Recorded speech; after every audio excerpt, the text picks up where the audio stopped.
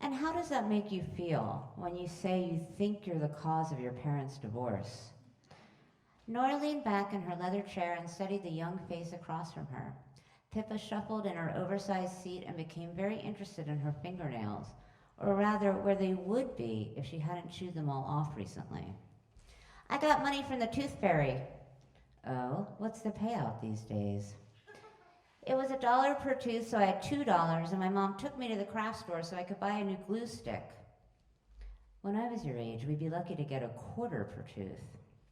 That's what my mom said, but because of inflammation, now we get more. So tell me about the glue stick. Well, it turns out it was a magical glue stick. You see, I went into the craft store all by myself, and there was an old wizard man who sold it to me.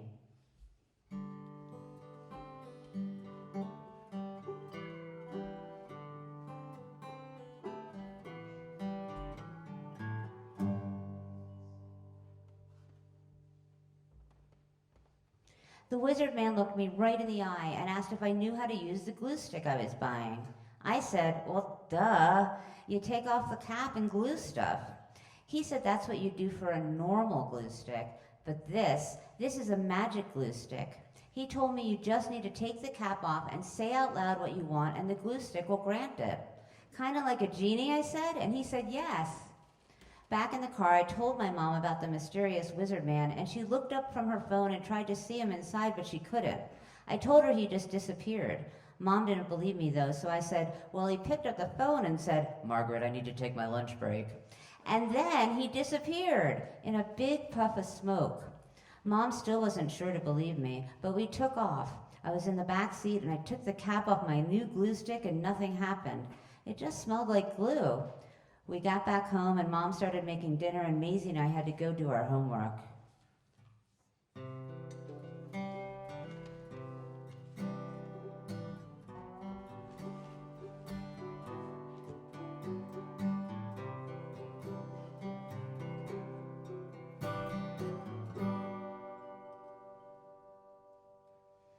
The next day, I was walking home from school, and there was a big puddle on the road from all the rain. I had my glue stick in my hand and remembered what the wizard man said about it being magic, so I thought I'd see if I could skip across the puddle and not get wet. So I took the cap off and concentrated really hard, and a second later was soaked up to my ankles in cold, muddy water. I got so mad. I get mad like that sometimes when my sister Maisie takes a shower and drips water all over the floor, and then I step in it with my socks. I really hate wet sock feet. That dumb old wizard man lied to me, and it made me feel stupid. But the next day after that, I was walking home, and I heard the wizard man's voice in my head, and I didn't hate him because he told me again that I needed to say out loud what I wanted, and then I could do magic things. So I got to the big muddy puddle again, looked around, took the cap off my glue stick, scrunched up my face, and lowered my voice and said out loud, I want to skip across this puddle and not get my socks wet at all.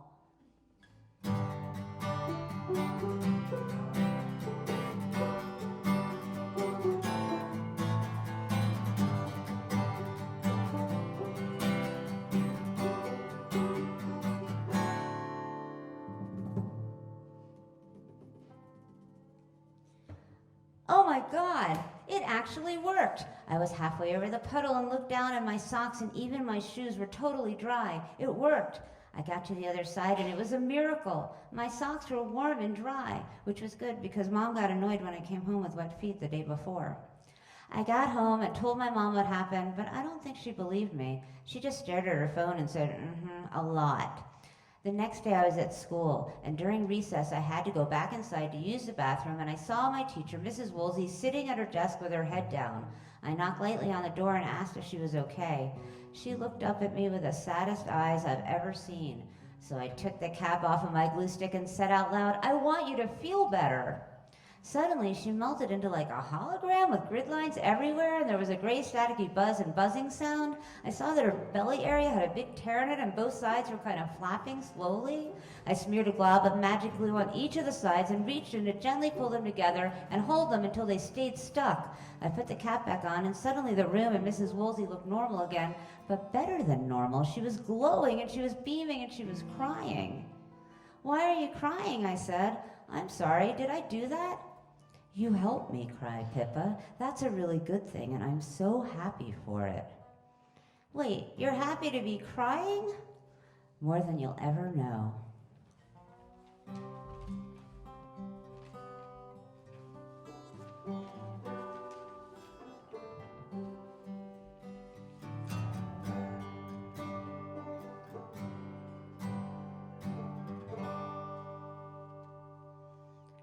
After that, I thought maybe there were other uses for this magic glue stick that went beyond just skipping across puddles.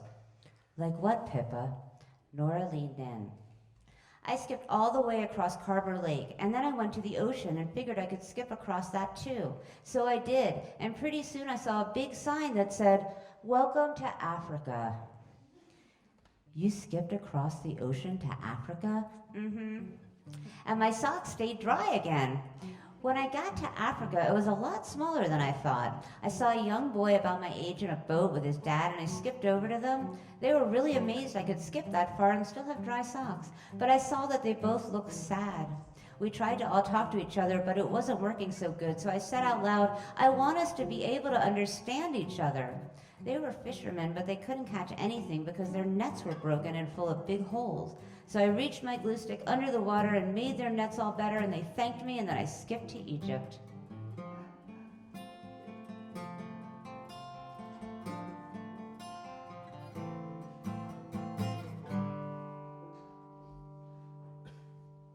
When I got to Egypt, I looked down and I didn't have any sand in my socks or shoes. I saw a bunch of people standing around a big stone, and they looked sad.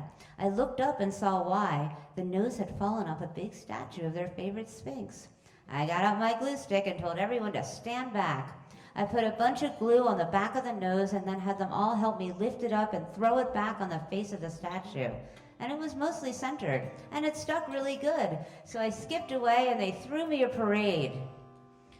"Wait, did you stay for the parade?" Nora leaned forward. "No, I was on my way to Jerusalem." "How did you know they threw you one then?" "Well, duh, I do read the papers, you know." "Of course, go on." Nora settled back.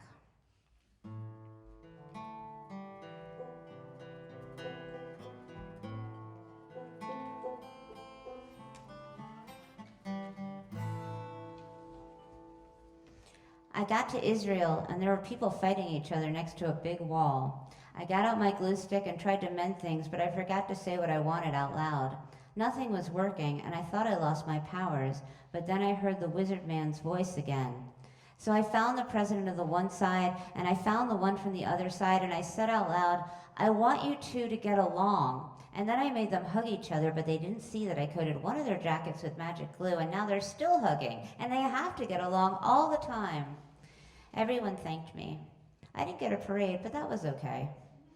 I skipped over the ocean again and went to Japan, and there was a big nuclear accident leaking there, so I got out my glue stick and said out loud, "I want to fix these leaks." And then I smeared glue everywhere and fixed all the leaks. They were all really amazed that I skipped all the way there, but they didn't seem to be impressed by my dry socks. They made a movie about me, but I didn't go to the premiere because I was already skipping to Hawaii. "Oh, what did you do there?" "It was so beautiful I didn't have to do anything. I just slept for a couple hours on the beach. Then I woke up and it was dark, so I skipped across the ocean again and saw dolphins playing in the moonlight. They waved at me and we all skipped together for a while. And then I got to Texas."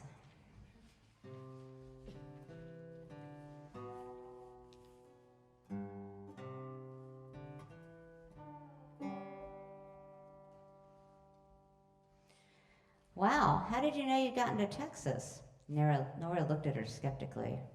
"Well, duh, there was a big sign that said, 'Welcome to Texas.'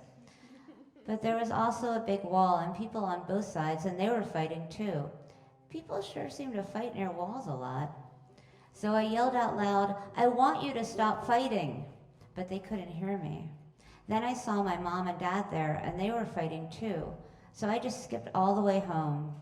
Maisie was in her room crying because she had started pulling her hair out again and had made a bald spot on her head.